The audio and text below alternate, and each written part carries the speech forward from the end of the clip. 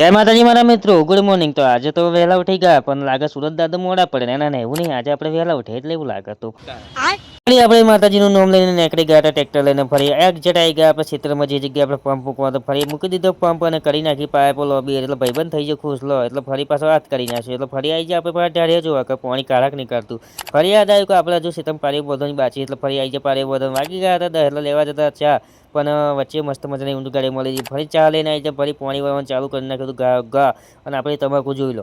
ઓહો તમે પેલા કર્યા હતા 270 વાળી એરિયા નાખીને પાછી કે તમાકુ જોઈ લો કે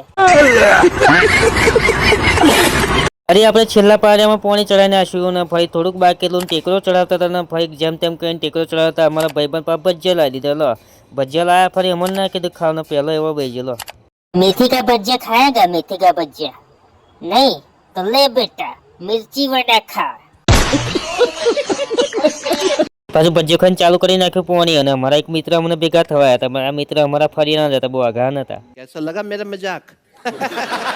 1 वागे એટલે ખાવા બેસી ગયા, અને આ ભાઈબંધ તો જો વળી બહુ ભૂખ લાગવાનો, हम ફરી વાર્તા था पानी पर, इसको क्या बोलती है वो हमको मालूम नहीं है। मैं कुत्ते का बच्चा हूँ। मैं जब छोटा था ना तभी मेरी माँ मुझे छोड़ के चली गई थी। ये क्या हो गया?